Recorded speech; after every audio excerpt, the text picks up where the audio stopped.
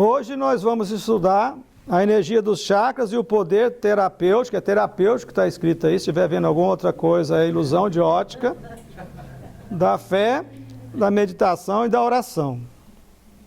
O que são os chakras? Lá no Livro dos Espíritos está, na questão 146, falando dos chakras. A alma tem no corpo sede determinada e circunscrita?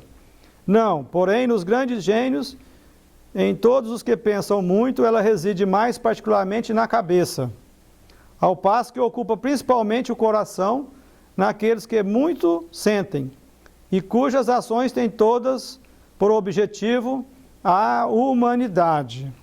Na 146A, Allan Kardec retoma a mesma questão. Que se deve pensar da opinião dos que situam a alma num centro vital? Quer isso dizer que o espírito habita de preferência essa parte do vosso organismo, por ser aí o ponto de convergência de todas as sensações. Os que a situam no que consideram o centro da vitalidade, esses a confundem com o fluido ou princípio vital. Pode, todavia, dizer-se que a sede da alma se encontra especialmente nos órgãos que servem para as manifestações intelectuais e morais. Allan Kardec, nas obras do Espiritismo, trabalhou e trouxe para nós todos os conceitos essenciais, em toda a sua generalidade, mas coube e cabe a nós ir na especificidade de cada situação. Daí nós temos André Luiz, Manuel Filomeno Miranda, Joana de Anjos e tantos espíritos que vêm trazer para a gente a especificidade. André Luiz utiliza a expressão centro de força para os chakras. Vamos encontrá-las no livro Evolução em Dois Mundos, Mecanismo da Mediunidade, Missionários da Luz, Obreiros da Vida Eterna, Sexo e Destino e Entre a Terra e o Céu.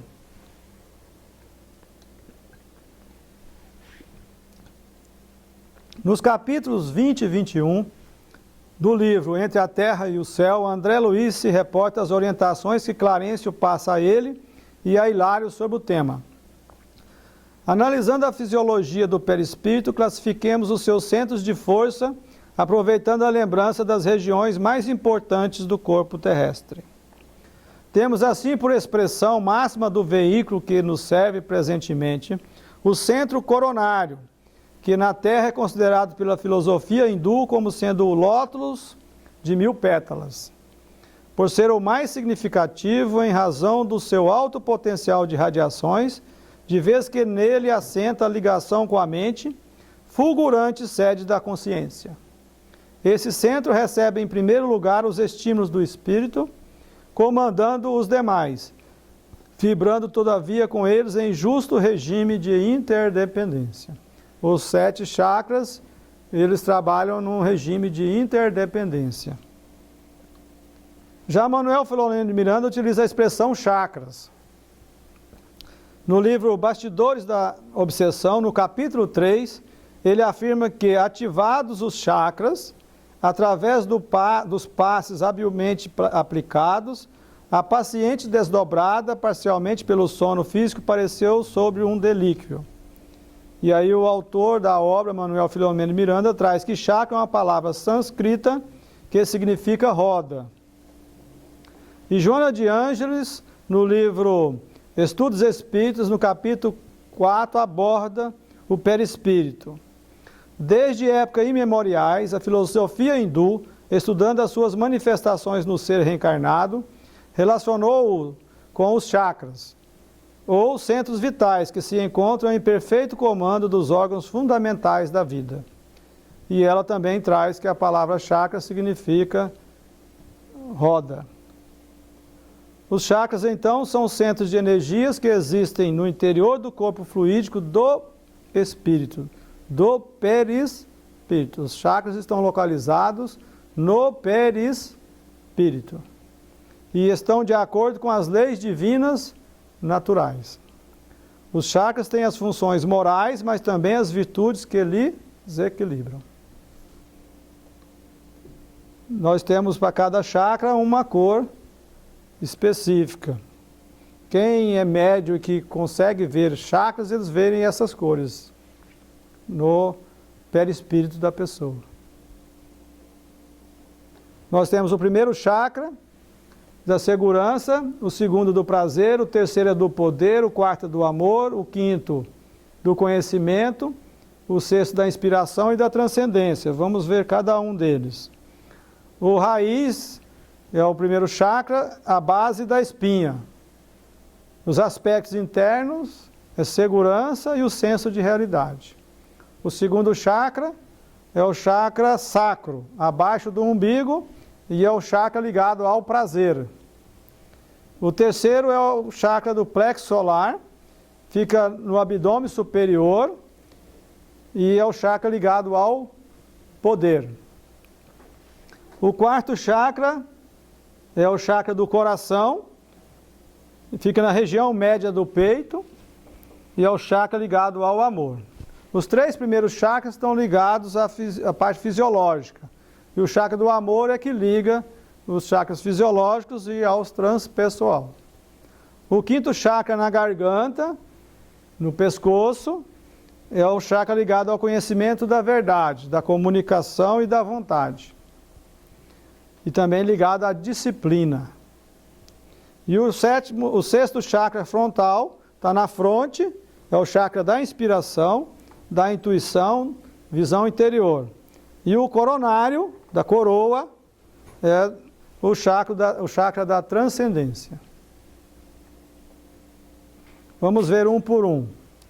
O primeiro chakra, raiz, da segurança, é o chakra que traz o senso de segurança. No chakra da segurança, nós podemos compreender em reações físicas, como quando vamos passar por uma situação grave, tendemos a descompensar essa região no corpo físico, porque o espírito atua no perispírito, desequilibrando a segurança, e na insegurança a gente vai correr para o banheiro. Não é assim?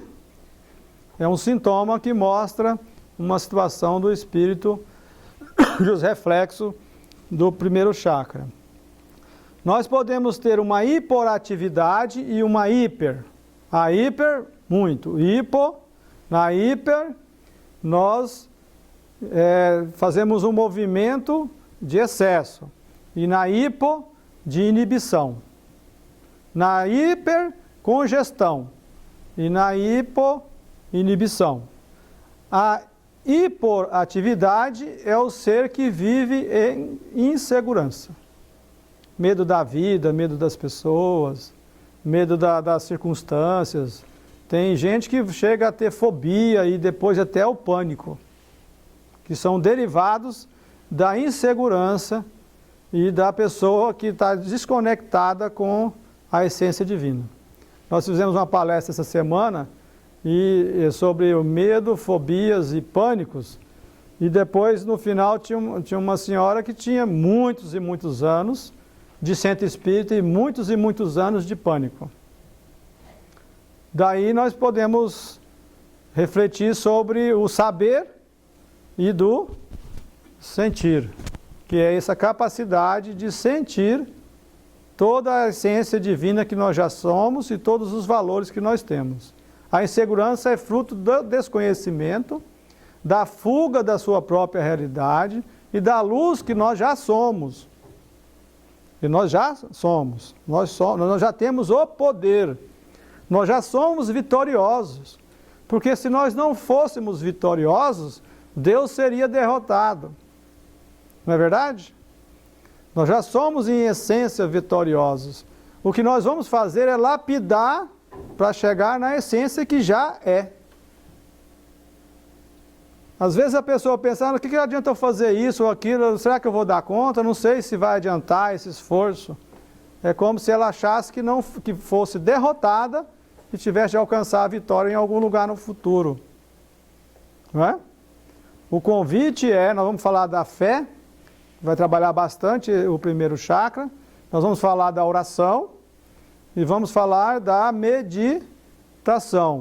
O convite é criar mecanismos de estudos no centro espírita, conosco, lendo, meditando, orando e fortalecendo a fé para que tenhamos segurança na vida.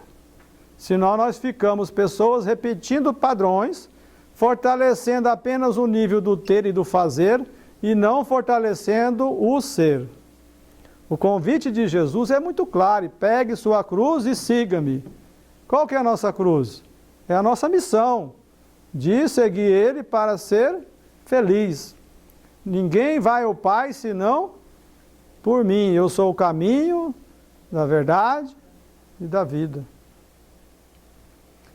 E esse é o grande convite: viver no mundo sem pertencer ao mundo. Não é fazer uma fuga dos problemas, ir para um mosteiro e não ter problemas. Isso aí não precisava nem reencarnar, não é verdade? O convite é viver as experiências do dia a dia para dar um outro significado.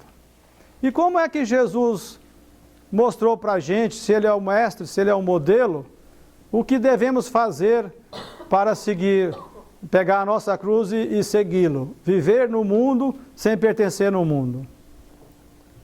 Nós nascemos numa sociedade, vivemos num país com certa cultura, com certa estrutura política, governamental, de hábitos, e achamos que temos de nos adaptar e viver conforme essas leis e esses países, e esses hábitos e costumes.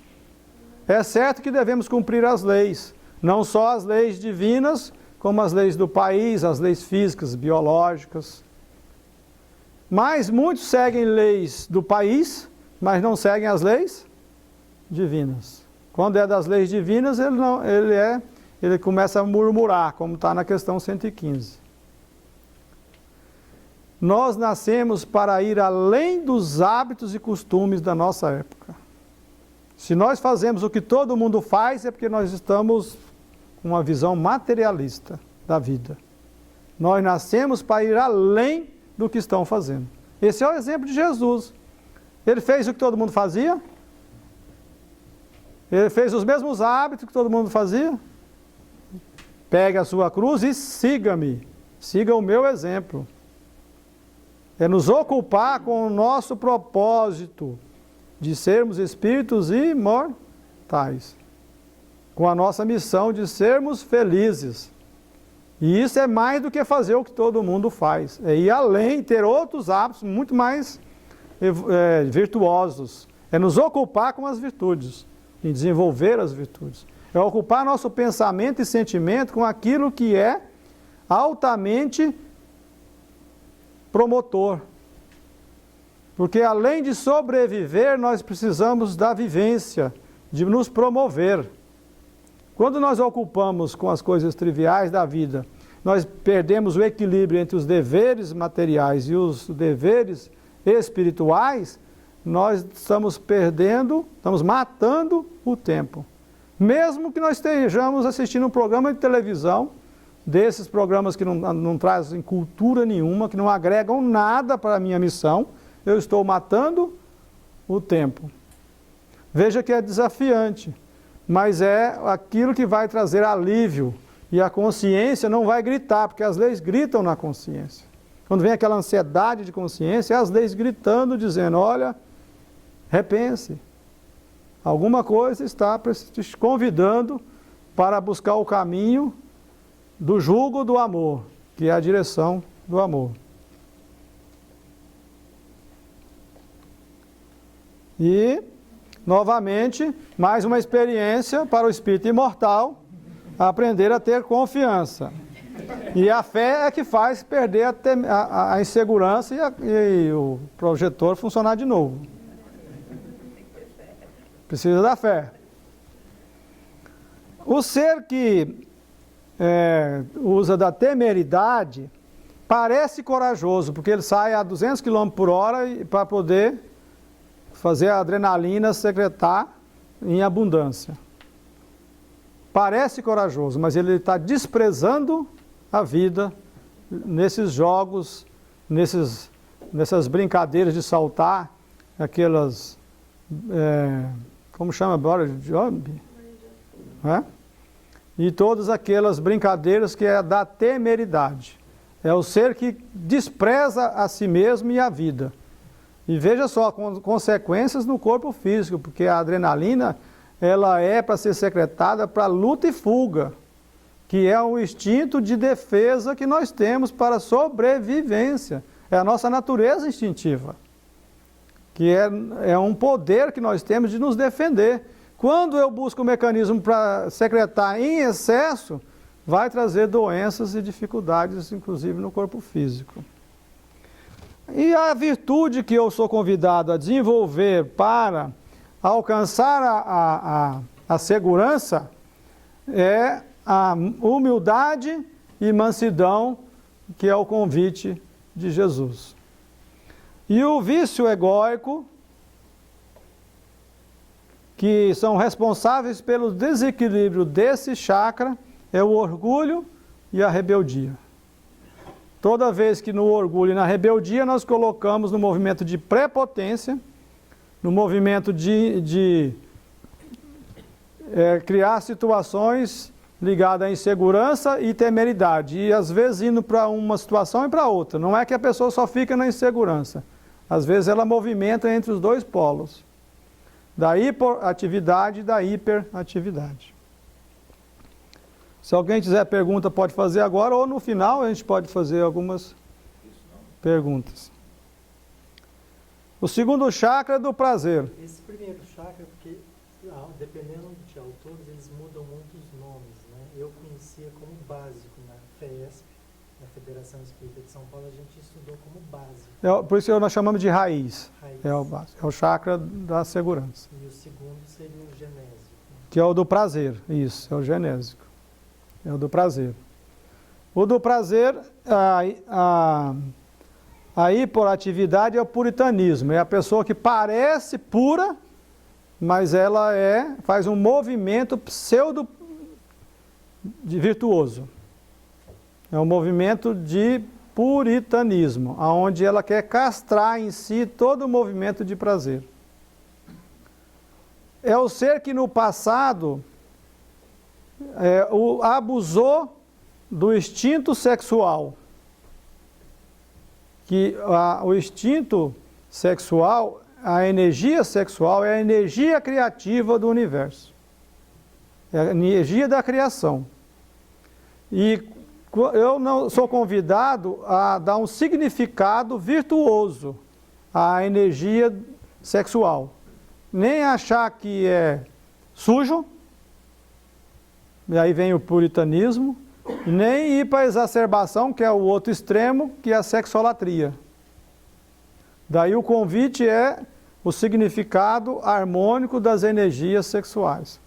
Seja numa relação saudável, onde entra a amizade, o respeito e todo um composto entre os cônjuges, seja o ser que decide não casar numa encarnação e canaliza toda a energia para o trabalho. Toda a energia sexual para o trabalho no bem, para si e para o próximo. Tem como canalizar a energia sem necessariamente ter o ato sexual.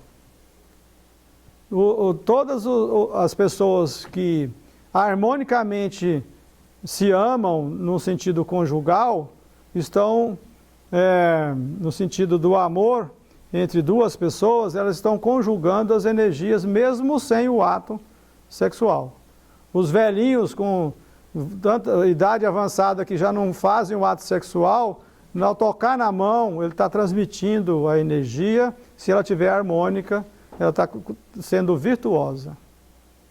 E daí não há razão da gente trazer a cultura que vigeu por muitos anos de que sexo é sujo, e nem aquela outra de carpe diem, que devo aproveitar de todos os jeitos os sentidos físicos, como se fôssemos animais irracionais. A hiperatividade é o sensualismo, a pessoa que abusa das sensações e não canaliza de forma virtuosa. A virtude essencial é a gratidão. O ser que movimenta na gratidão é o ser que compreende os desígnios divinos, que Deus criou o universo e todas as coisas, e me criou não para o meu deleite, para ficar numa rede curtindo tudo que Ele criou, sem fazer o movimento da minha missão de alcançar a pura e eterna felicidade. Esse ser compreende que ser grato a Deus é mais do que ficar parado dizendo palavras da boca para fora, agradecendo por tudo que recebe. A verdadeira gratidão é aquele que se move em ação, cumprindo a vontade divina, e cumpre-se a vontade divina, decidindo evoluir, e se evolui investigando, compreendendo, amando e praticando as leis divinas. Faz sentido? Essa é a verdadeira gratidão. É a decisão de evoluir e avançar. Aí eu estou cumprindo a vontade de Deus. Aí eu estou realmente em ação de gratidão na vontade divina. E eu vou aí me mover no universo por gratidão, não por obrigação. Por gratidão. Eu me movimento por gratidão à vida. A vida vai ficando mais leve. O peso do fardo cada vez mais leve. O jugo do amor cada vez mais suave. Por gratidão, eu me movimento no universo. Porque eu sou a presença divina no universo. E os sentimentos egóicos é a ingratidão e os que vêm do primeiro chakra, o orgulho e a rebeldia. O terceiro chakra é o chakra do poder. A hipoatividade é a impotência, é o ser que se sente impotente na vida. Tudo é mais pesado do que ele. Todos os desafios ele não dá conta. E em tudo ele se sente um ser vítima das outras pessoas e vítima da vida. Se Deus nos criou todos iguais, simples e ignorantes, nos deu uma missão de alcançar a perfeição, se Ele nos deu pela lei de justiça uma determinação que nós vamos ser felizes, nós não somos todos sem privilégio? Sim ou não? Nós não temos privilégio. Todos nós merecemos ser felizes e ponto.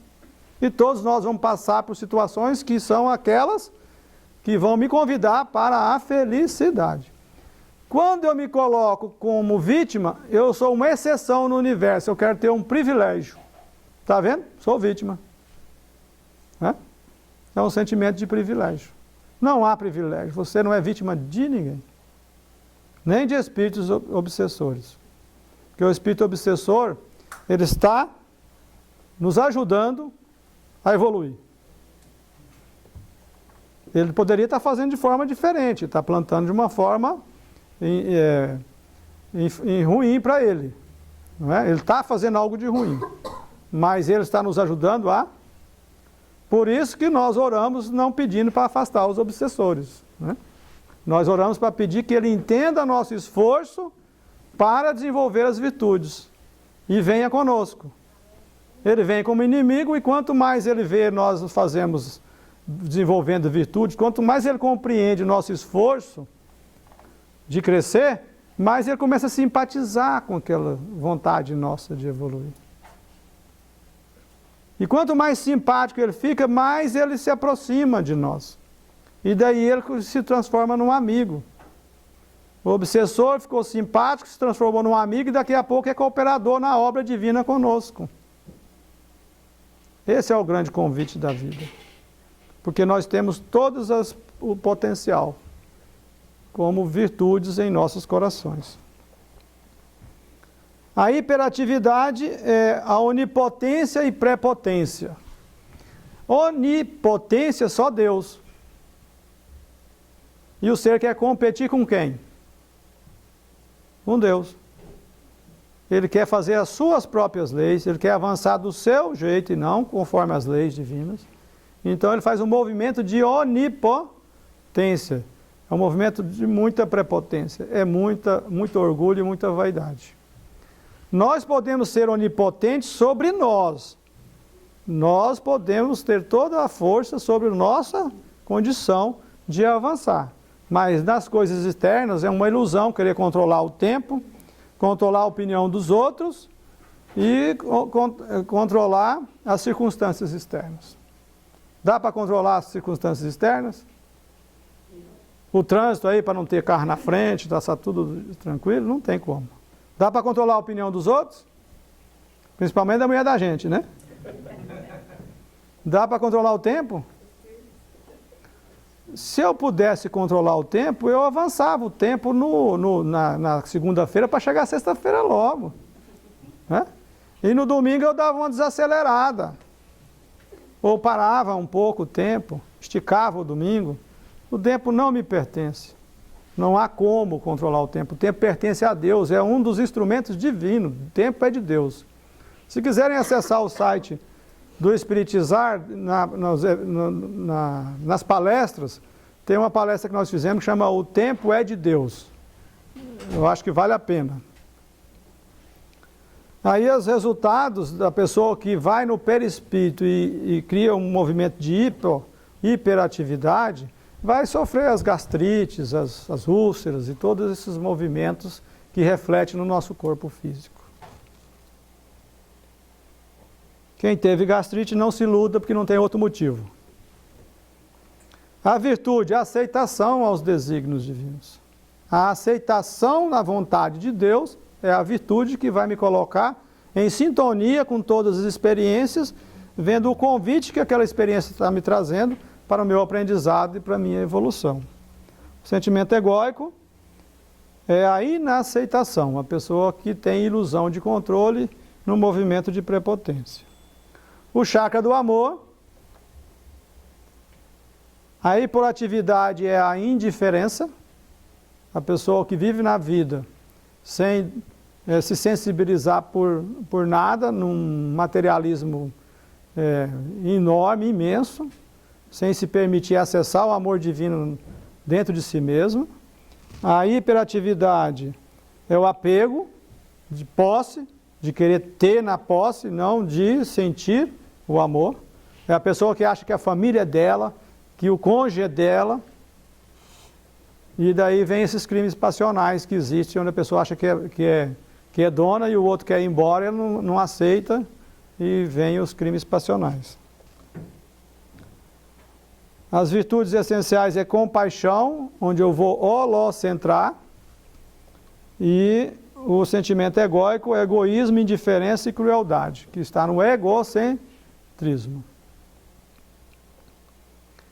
O quinto chakra do conhecimento, da garganta, e no chakra do conhecimento da verdade, a hipoatividade é a sonegação e desprezo ao conhecimento. É a pessoa que sonega o conhecimento, que não valoriza o conhecimento da verdade e que vive na ignorância. E toda forma de ignorância traz sofrimento.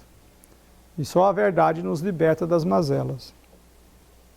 A hiperatividade é o abuso do conhecimento, quando a pessoa usa o conhecimento para forçar situações, para abusar do conhecimento. Esse chakra é onde tem a tireoide, onde costuma ter as tiroidismo e outras situações mais, que normalmente é comum, né, a pessoa passar por essa situação.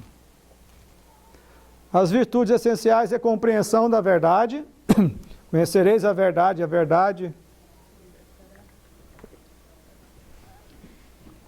vos libertará. E o sentimento egóico é a incompreensão. O sexto chakra, a inspiração e intuição. O ceticismo é quando a pessoa acha que a vida morreu, acabou. É aquele que investe em acreditar que não existe nada além do que ele vê, do que está aqui. É aquele que morreu e não sabe. É aquele que morreu e não sabe que está morto. Está vivendo no corpo e não sabe por quê. Né? E o misticismo é aquele que acha que tudo é coisa do outro mundo. Né? Tudo... qualquer remedinho que dá para ele, lá dá uns remédios esquisitos, lá no Brasil tem uns remédios que aparecem, a pessoa vai curar câncer, ele vai lá e toma. Ah, fulano está curando não sei o que, ele vai lá, ele vai em qualquer lugar. Faz fila para aqueles que estão, né, no misticismo. porque ele não quer fazer os esforços morais, empreender o desenvolvimento das virtudes. É aquele que não quer fazer os esforços para conquistar e desenvolver as virtudes.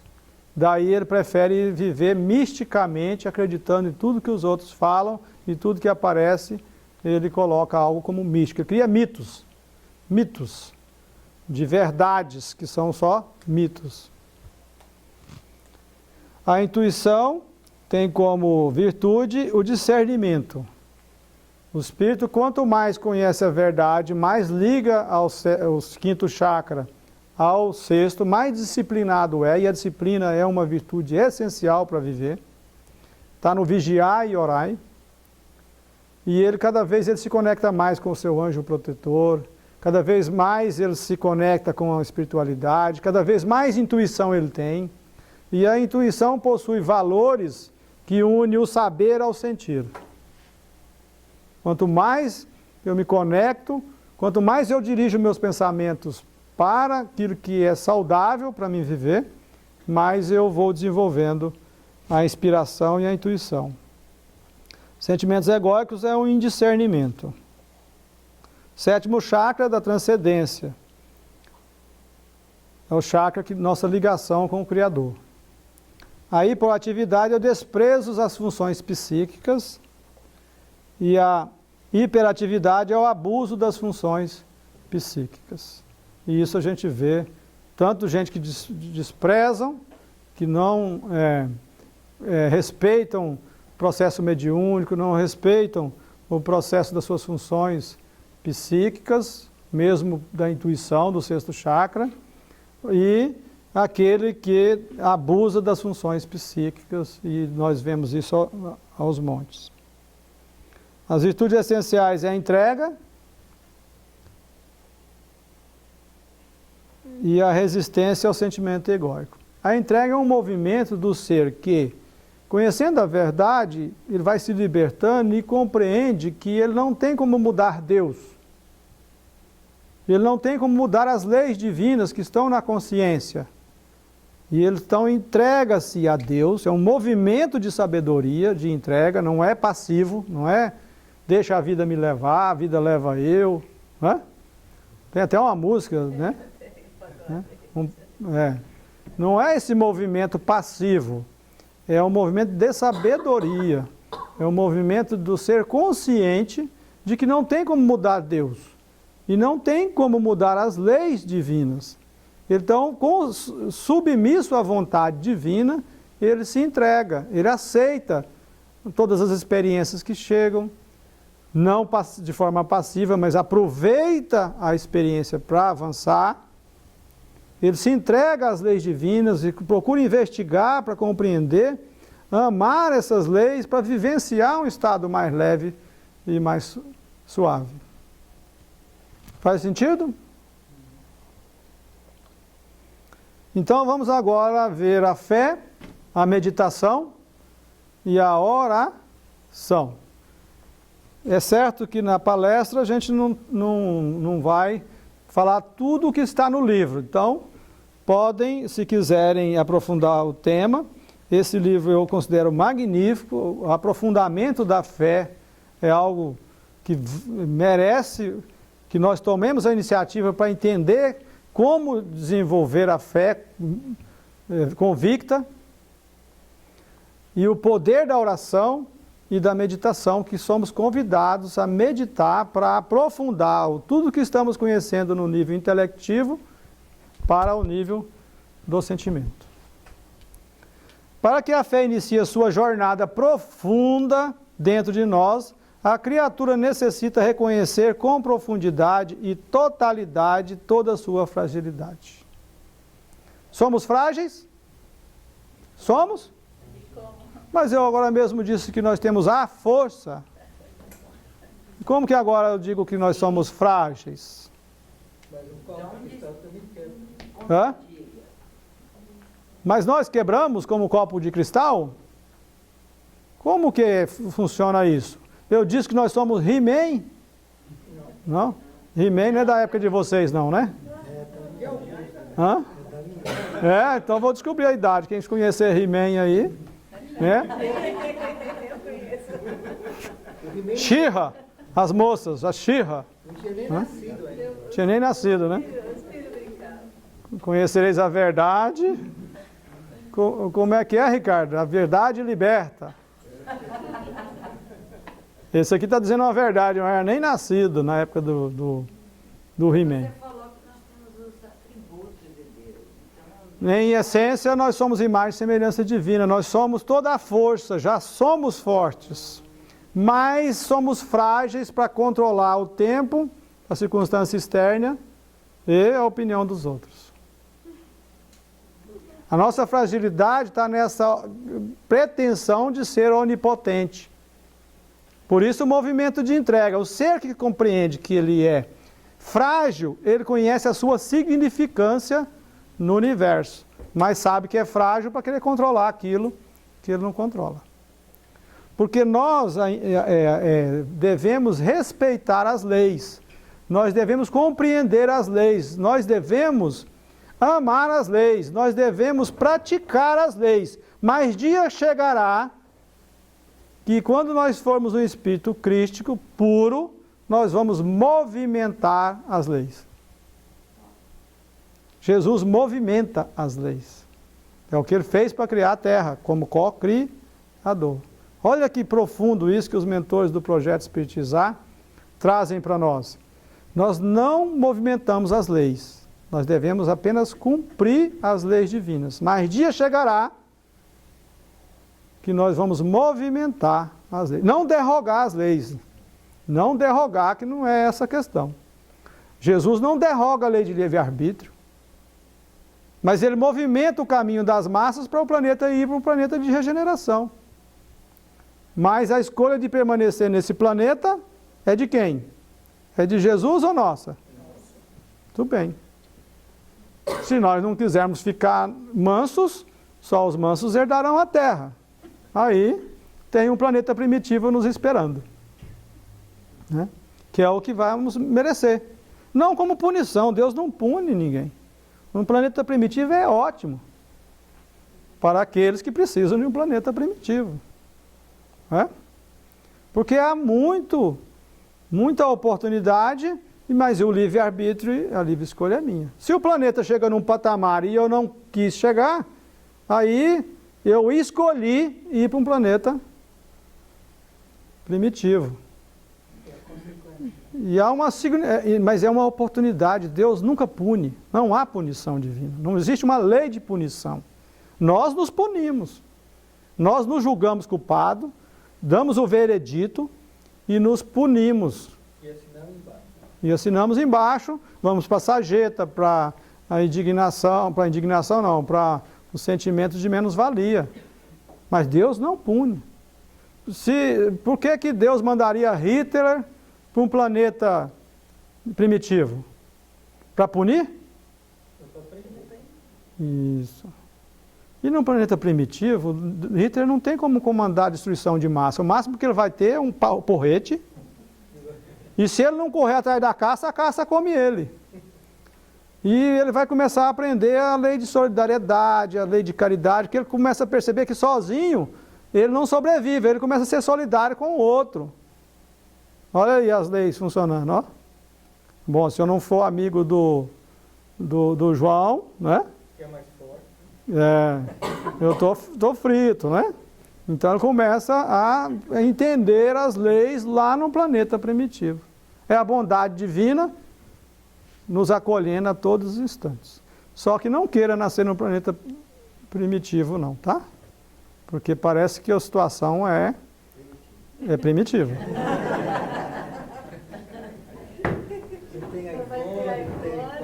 Não tem iPhone.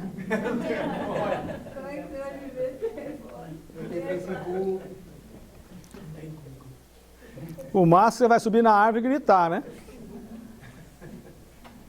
Ao reconhecer a sua fragilidade, toma consciência de sua condição de criatura, filha de Deus, necessitada profundamente, em todos os instantes da imensa misericórdia e do amparo de Deus.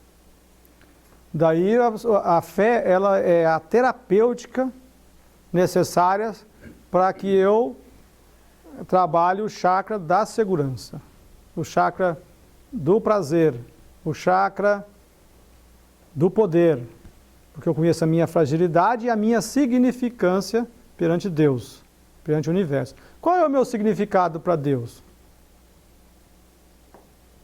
Qual a significância minha para Deus? Toda a significância do mundo. É importante saber disso. Eu tenho toda a significância para Deus. Porque Deus é infinita bondade. Se Ele é infinita bondade, eu sou fruto da infinita bondade divina. Não é? Eu existo? Vocês estão vendo, hein? Eu aqui. Você existe? Você existe? Não sei, com a física quântica hoje em dia, a gente não sabe mais nada. Você pensa, você sente, você sabe que existe. Penso, logo existo, né? Penso, sinto, logo existo. Por que que você existe?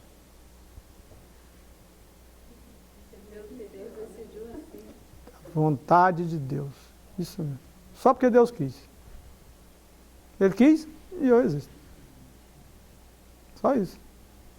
Mais coisa do que isso é a gente inventar em cima de uma coisa bem límpida para todos nós. Eu existo porque Deus quis e me criou. Vontade de Deus. Eu sou fruto do pensamento divino. E o pensamento divino nos convida a ser feliz. E o que eu estou fazendo dos meus pensamentos? O pensamento divino criou o universo. E o que eu estou ocupando os meus pensamentos? Os meus sentimentos. Pensamento é vida, é luz, é vida criativa. Pensamento bem dirigido é pensamento dirigido à nossa missão. Agora, os pensamentos sintonizados com as faixas inferiores trarão muita dor e muito sofrimento. E a fé é fruto do ser que tem compreensão da fragilidade e da sua significância. A fé convicta, raciocinada, refletida e sentida é um instrumento profundo do propósito existencial que acontece pela entrega do espírito imortal ao reconhecer profundamente a sua fragilidade ante a onipotência divina, onisciência divina e onipresença de Deus. Onipotência divina. Se Deus tem toda a potência, Ele tem todo o amor. Onisciência divina. Se Deus tem toda a ciência, Ele é justiça. Ele tem ciência de cada detalhe da vida de todos os seus filhos. Se Ele é onipresença, Ele é toda a força, porque Ele está presente em todo o universo, a qualquer instante, simultaneamente. Daí, eu sou convidado a usar a fé como terapia para viver sob o acolhimento dessa energia amorosa, que é a energia divina, é a sua presença em mim. Se eu não sinto a presença de Deus, eu sou convidado a sentir, porque além de saber que sou filho dele, eu sou convidado a sentir que sou filho dele. E daí essa fé em Deus, com a convicção nos meus valores, com a convicção, ação convicta que eu tenho virtudes, que eu tenho valores já desenvolvidos, que eu tenho valores a desenvolver, qualidades essenciais já desenvolvidas, qualidades essenciais a desenvolver. Quando eu uno a fé com a convicção nos meus valores, eu tenho confiança na vida. Esse é o grande convite da fé, que vai fazer o projetor voltar.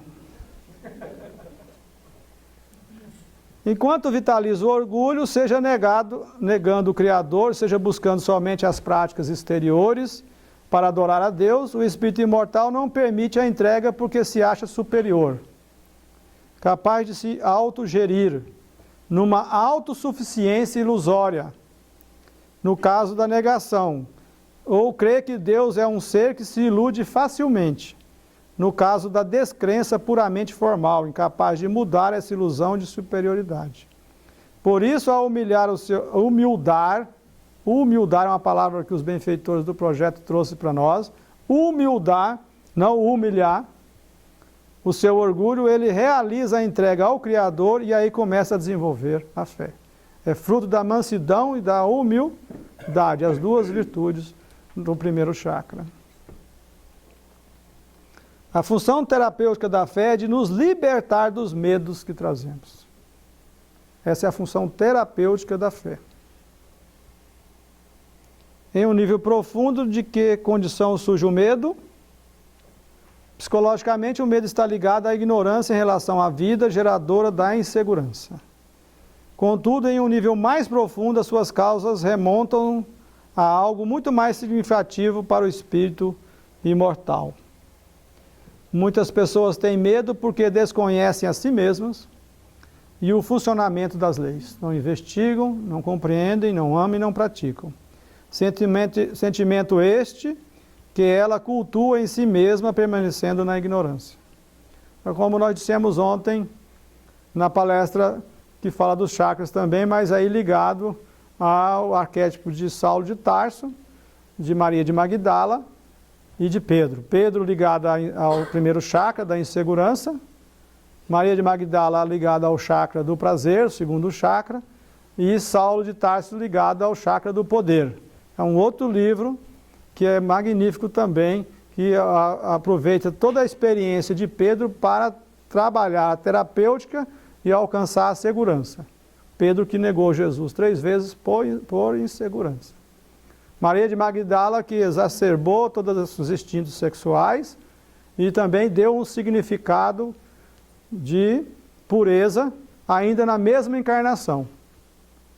E Saulo de Tarso que usou todo o poder para deturbar e para para punir Estevão, né? E todos os cristãos, o primeiro perseguidor dos cristãos, que na mesma encarnação ele trabalha todas as questões do poder e se torna um ser, desenvolve a virtude da mansidão e da humildade. Esse livro é a energia dos chakras e o poder da fé, da meditação e da oração. O outro é a energia dos chakras e o poder da autotransformação. Esse que fala do Saulo de Tarso. É a energia dos chakras e o poder da autotransformação. O equilíbrio é resultado dos cuidados naturais da vida, preservando-nos sem entrar na síndrome do medo, que faz com que desenvolvamos distorções cognitivas, nas quais acreditamos que estamos correndo perigos iminentes e que temos que nos proteger de todas as formas, tornando-nos acuados pelo medo patológico. Quando nos permitimos o autocuidado, vamos ao encontro de duas profundas energias divinas: a previdência divina, e as leis da nossa consciência, e a providência divina, que provê todos os seus filhos a todo instante. A previdência é o alerta que Deus coloca em nossa consciência por meio de suas leis, para que sejamos prudentes e que busquemos sempre por meio do autocuidado a conexão com o melhor para nós, sendo previdentes, para evitar colocar em risco a nossa própria vida. A previdência divina nos conecta com a providência divina, que é a solicitude de Deus para todas as suas criaturas a todos os instantes. A fé é o canal, é o elan da criatura, sentindo-se filha do Criador, diretamente ligada ao coração de Deus. Ela é a base e a força motriz de todo o processo de conexão com Deus. Confiar em Deus é o ato que resulta do raciocínio, da reflexão sobre as leis provenientes da causalidade divina, de modo a amar, respeitar e praticar as leis divinas no âmbito do coração, do sentimento. A confiança é a arte de permitir que Deus e nós encontremos no mesmo coração, no movimento de nos conectar profundamente com a existência de Deus por meio de suas leis. Convicção é uma proposta transcendente pode ser interpretada como convicção, ou seja, a ação de se entregar à vitória em si mesmo. A expressão convicção pode ser traduzida como certeza da vitória, porque eu já sou vitorioso, porque eu já tenho os atributos divinos em essência. Como trazemos a consciência que somente podemos agir em nós, é preciso conectar com os dois movimentos relacionados à vitória em nós mesmos, que é a entrega e a ação, como nós já falamos, da entrega a Deus, entrega às leis divinas e a ação no Espírito imortal que sou eu. Com relação a Deus e às leis, somente é possível a entrega. Em nós é que existe a ação. A ação que se entrega e a entrega que fortalece a ação. São as duas forças ligadas à convicção. Vamos falar da meditação e da oração para encerrar nossa oportunidade de juntos aprendermos hoje. Para transmutar as inquietações da mente, é necessário que nos entregarmos a um processo de enxergar no fundo de nós mesmos as nossas próprias intenções. É essencial. Porque se eu não permitir me ver, me autoconhecer, eu não vou adubar as sementes pelo esforço que eu estou buscando empreender. Ao mergulharmos delicadamente nessa fonte, vamos encontrar em torno dela, metaforicamente, um poço que a cobre, é o poço das intenções. O que é o poço das intenções? É a nossa vontade, em essência, de sermos felizes. Em essência, todos nós queremos ser felizes. Então, no fundo do poço das intenções, a vontade é ser feliz. A questão é que quando ela chega na superfície, é poluída pelas vontades secundárias que nos desviam do caminho da felicidade e nós vamos atender às outras vontades sensualistas e outras mais dos sentidos físicos. Como se os sentidos físicos pudessem interpretar a realidade da vida. E a realidade da vida é interpretada na consciência pelas leis divinas. A intenção essencial é sempre positiva, como nós dissemos, mas as intenções secundárias não necessariamente. O núcleo das intenções existe a chamada distorção de propósito. Então, quando a intenção vem, aí há uma distorção e um descaminho. Existem várias intenções secundárias distorcidas que levam o espírito imortal em evolução à grande distorção do propósito, que é o seu propósito divino.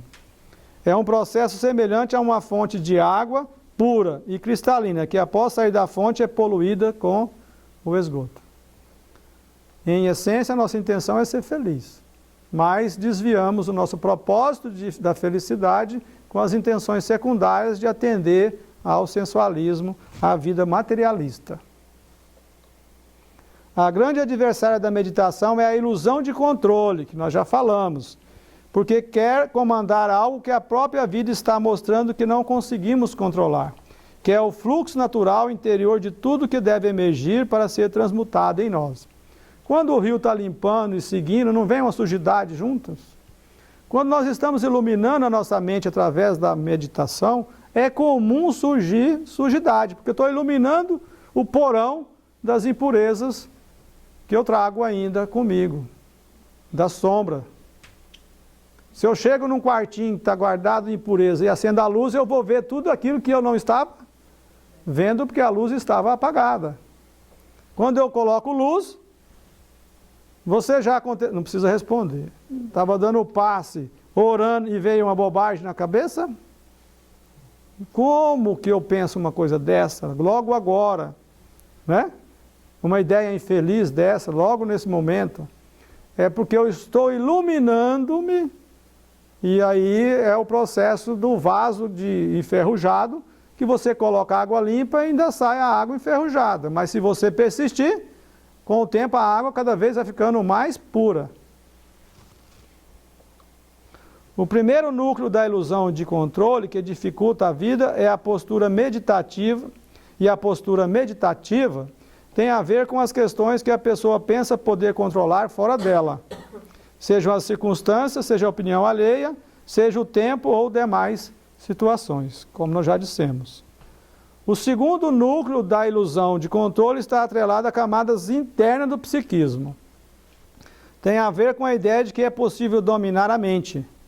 querendo impor os sentidos internos, uma disciplina pela imposição. Eu vou meditar agora, só vou pensar em coisas virtuosas. É uma ilusão de controlar a nossa mente. Se ela está agitada, como que eu vou fazer ela de uma hora para outra se acalmar? Não é? Mas que, ao contrário, somente com o trabalho da entrega se fará realidade, canalizando-se os sentidos internos do ser para a conexão profunda entre a consciência e a mente.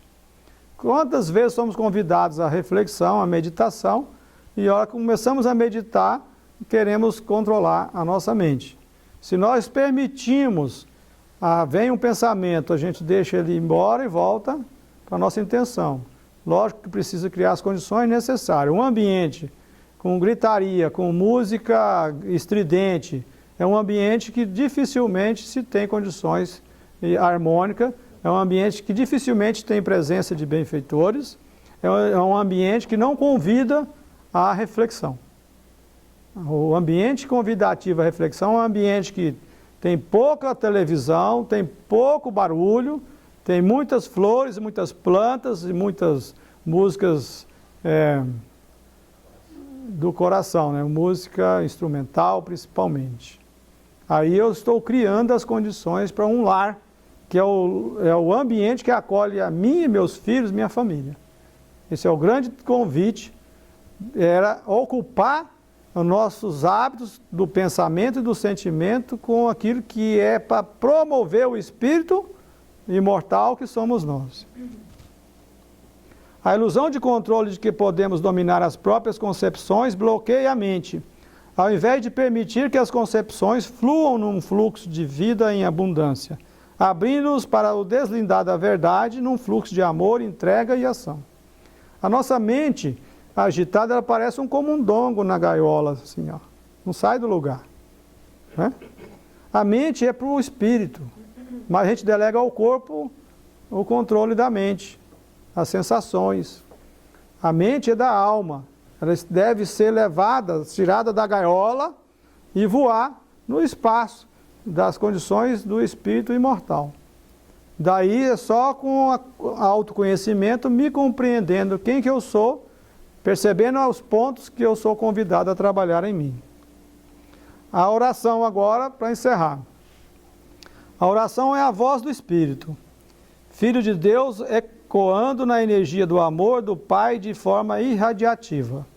No estágio de humanidade, a oração é revestida de palavras, mas além das dimensões humanas, a oração avança sem palavras, tornando-se um estado espiritual de consciência.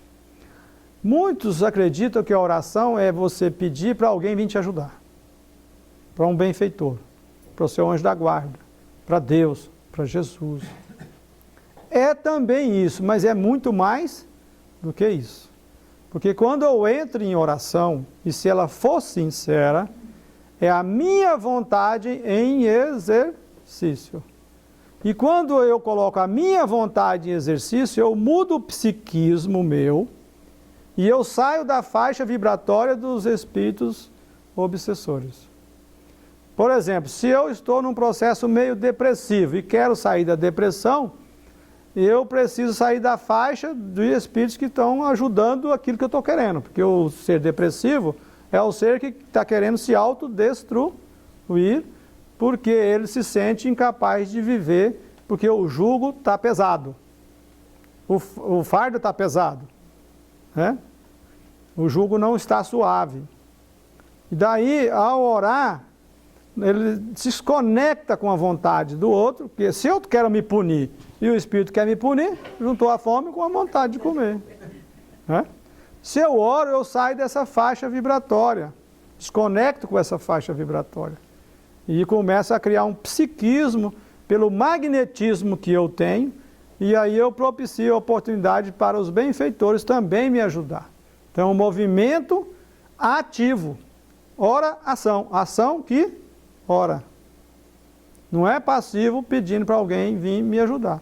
E sim, pedindo a Jesus, aos benfeitores, que me desperte a luz espiritual. Ou desperte de alguém que eu quero ajudar.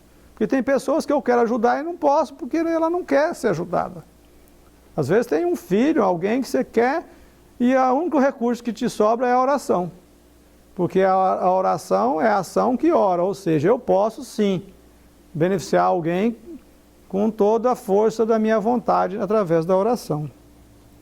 O espírito imortal, compreendendo sua característica de filho de Deus, herdeiro das potencialidades divinas, convidado a ser um aprendiz até a sublimação profunda, recorre à oração como um movimento da alma em direção às leis divinas de forma consciente, canalizada e plenamente conectada com a vontade de autotransformação, num processo de individuação, onde ele vai se individuando cada vez mais, individualizando cada vez mais, e centrado em si, se abastecendo de alto amor, alto cuidado, ele exala esse perfume que ele vai se abastecendo. Em que se torna plenamente humano para iniciar a sua trajetória rumo à angelitude. Nós somos seres humanos convidados a nos tornar seres puros, a buscar a nossa angelitude. Orar é entrar em comunhão com a onipresença amorosa do Criador em nós mesmos, fortalecendo-nos para a individuação. É um grande instrumento do Espírito imortal para se melhorar e, ao mesmo tempo, de doação a outras pessoas. Daí, o Espírito Adália, a benfeitora que trouxe a mensagem inicial, que escreveu esse livro, O Cântico das Virtudes, que é um livro magnífico, As Virtudes Conversando Conosco. É um livro de poesia e prosa. É um livro das virtudes conversando com os vícios. Então, a humildade conversando com a vaidade. Irmã Vaidade, nossa, é um livro magnífico. E ela que trouxe essa tríade, Deus, leis divinas e eu, Espírito imortal. A Deus e as leis eu me entrego. E a ação vai no Espírito imortal que sou eu. Daí, o convite dos benfeitores do Projeto Espiritizar, dos benfeitores da doutrina espírita, seja no Livro dos Espíritos, seja em todas as obras espíritas, espíritos como André Luiz, Joana de Ângeles, espíritos benfeitores estão o tempo todo nos convidando a desenvolver a semente das virtudes. Se eu quero ser feliz, o único ato que vai me levar à felicidade pelo esforço, eu vou acolher as virtudes que eu já tenho como semente e, através do adubo, do autoconhecimento, avançar rumo ao infinito, que é o convite do amor. O amor convida-nos, assim, através do Espírito Protetor, no Evangelho segundo o Espiritismo, capítulo 8, item 19. E o amor convida: deixai vir a mim os pequeninos que necessitam de amparo e consolo. Deixai vir a mim os simples, que eu tenho o alimento que fortifica os fracos.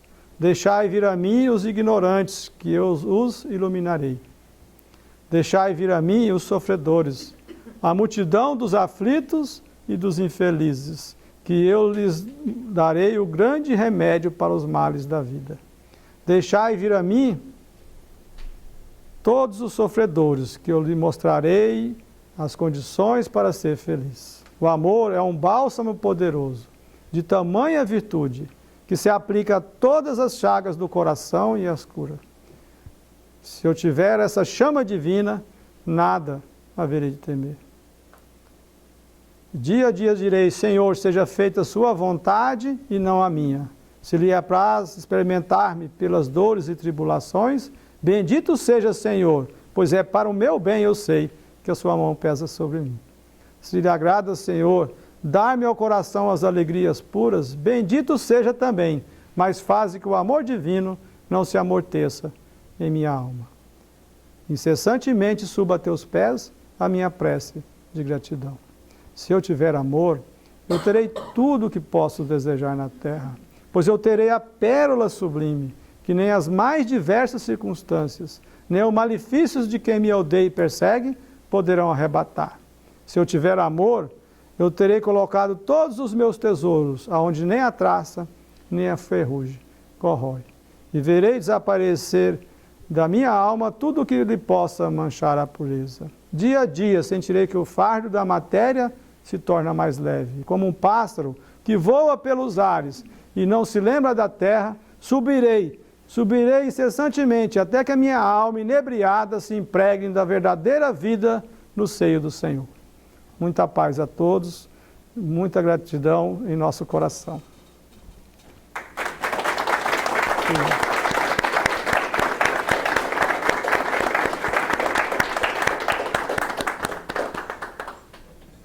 Tem alguns minutos para pergunta e resposta. É 9h30? 5 minutos.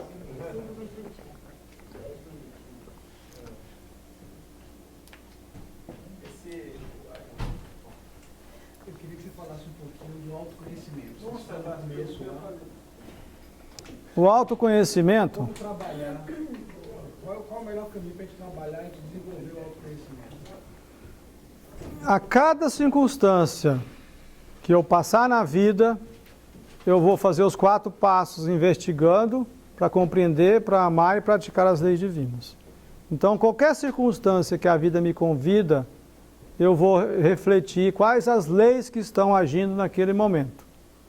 No caso que nós citamos da ofensa, no caso de um revés profissional, de um revés econômico, de uma situação desafiante, eu vou investigar quais as leis divinas estão ali contribuindo com a minha evolução. Daí eu vou olhar para dentro de mim, né? Vou perceber quais os sentimentos que estão tendo, se eu estou com angústia, se eu estou com compaixão, quais os sentimentos que eu já consigo vibrar. É como a mensagem inicial da Adália. Eu vou ver quais as janelas que estão fechadas e vou trabalhar para poder aprender a abrir essas janelas para as virtudes aflorarem. Mais alguma pergunta? Não é uma pergunta, é só um comentário. Que, assim, eu não sei quanto aos outros, mas eu tenho muita dificuldade de aplicar tudo isso na vida material, de unir os dois. Por exemplo, quando eu vou para o trabalho, eu tenho a impressão de que eu vivo em 2 mundos à parte. Porque no trabalho, se eu chegar e falar, olha, veja bem, vamos ser mais tolerantes uns com os outros, blá blá, eu tenho a impressão que eles não viram minha carne disso. O que interessa são os números que você vai trazer para a empresa, só isso. E o que é verdade, porque se você não traz resultado, você vai para a rua. Se você vai para a rua, o centro espírita não vai pagar suas contas. Enfim, então, a minha dificuldade é essa, como que aplicar isso na vida material? Nós somos espíritos que vamos sempre existir. Somos imortais. E a nossa missão é desenvolver desenvolver a condição de alcançar a pura e eterna felicidade. Tudo que é transitório, que não é do espírito imortal, é instrumento. Tudo. O seu nome, o seu corpo, o tempo seu, o seu trabalho, tudo. Ou seja, eu devo, em cada circunstância profissional, mesmo mexendo com números, dar um significado para o espírito imortal. Tirar o foco daqui e colocar o foco na minha natureza imortal, nesse poder que eu tenho de sempre existir. Aí, mesmo mexendo com números, eu vou dar um significado a cada situação daquela. Porque ao conviver com alguém mexendo com números, eu vou ter várias leis funcionando e eu vou poder usar de desenvolver as virtudes, principalmente mexendo com números. E eu digo para você porque eu sou consultor de finanças. Entende? E há um significado a cada circunstância que eu lido com as pessoas. Eu busco o significado para mim, primeiramente, e não para o outro. Porque a gente não vai dar ao outro aquilo que não tem, só damos aquilo que já temos. Daí é altamente significativo para mim desenvolver as virtudes e alcançar a pura e eterna felicidade quando alguém me exige algo e eu devolvo com a outra face. Jesus não disse que alguém bater uma face e você oferecer a outra? Qual que é a outra face do mal? A outra face é o bem.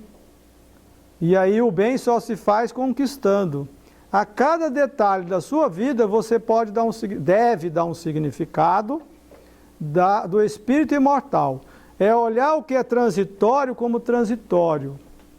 instrumento, mas utilizar como instrumento, aí sua vida, tanto no nível do ter, porque para você ter uma religião, você tem de ter um centro espírita. Para você ter uma família, você tem de ter a família. Para você ter um trabalho, uma profissão, você tem de ter o trabalho. Então veja só que tem dois níveis aí, o ter e o fazer. O ter e o fazer é na horizontal da vida. O ter e o fazer é viver no mundo, mas não pertencendo ao mundo, ou seja, eu uso o ter e o fazer, que são importantes, mas de forma relativa, para desenvolver o ser, que é a vertical da vida, que é o ser humano. Nos mínimos detalhes, na rua, com alguém, hoje eu estava com o Nino, lá no centro, lá no Porto, Velho Porto, e o Nino parou para olhar uma construção, não sei por que ele gosta de olhar a construção, né? E um senhor estava tentando sair, um operário tentando sair e não estava conseguindo. Por um impulso já por hábito, eu corri lá e abri para ele sair. E esse gesto preencheu minha alma. Mas o que é imortal em mim, que é permanente, que é o estado amoroso, tocou no que é imortal dele. E esse é permanente. Porque fica guardado no coração da pessoa para a eternidade. Esse não se perde. O que é transitório se perde. Mas o que eu coloquei no coração dele, que é fruto do que eu senti, é eterno. Se você tivesse foco no que é imortal, no seu poder de ser imortal, naquilo que é a sua missão, você, ao deparar com uma situação que mexe muito contigo, alguém que... Porque Deus sempre manda umas pessoas assim, joia, para poder nos ajudar a crescer mais, né, com mais velocidade. Você não vai focar na postura dele, porque a postura dele é circunstancial, é temporal. Você vai focar no ser essencial que ele é, sem dar importância ao que ele está falando no sentido de quando ele está agredindo, sem dar importância de uma agressão. Você dá um sentido de espírito imortal, que é perceber que aquilo é transitório. Quando eu vejo o transitório como instrumento útil, até uma angústia que eu estou sentindo é um termômetro para me pensar, puxa, essa angústia está me convidando a pensar que como aprendiz eu devo buscar saber a origem. Vou investigar para compreender, para amar e praticar as leis nesse momento que eu estou sentindo. Aí vem o autoconhecimento que o rapaz perguntou ali. Todas as situações da nossa vida, não importa. Se eu olhar uma situação dessa como materialista, eu vou achar que eu tenho duas vidas. Uma materialista e uma espiritualista. Viver a vida espiritualista é nas coisas materiais eu viver com foco no espírito imortal. Fez sentido? Mais alguma pergunta? Quando é que vai sair o café? Faz quanto tempo que existe esse site, Espiritizar? Nós começamos paulatinamente há uns 10 anos atrás. Já tem Mas a gente não sabia que estávamos lidando com uma questão tão essencial. A força da ideia veio e nós fomos quando a gente... Agora temos consciência que estamos a serviço de um projeto iluminativo em sintonia com o projeto iluminativo de Jesus para a Terra. Que é como o Honório disse, não veio trazer nada para nortear, porque o Espiritismo já veio nortear. Mas veio trazer essa água limpa para que esses conceitos que nós trouxemos aqui, aliás, tudo que eu falei que tocou seu coração, tocou o coração de vocês, eu gostaria que acreditassem aos benfeitores. E aquilo que faltou, vocês acreditem a mim. Tá? Mais alguma coisa? Então, que Deus abençoe a nós e que possamos seguir as nossas vidas colocando em prática toda essa força, toda essa energia bondosa de Deus em nossos corações. Muita paz.